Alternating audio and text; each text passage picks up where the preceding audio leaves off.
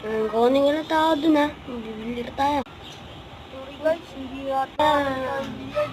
Ano, bibili ka tayo. Pagka bukas ko na ito, set na yan. Diba, set na. Sasarning ko muna. Titingnan natin kung ano talaga. Maayos yung pagkakagawa ko.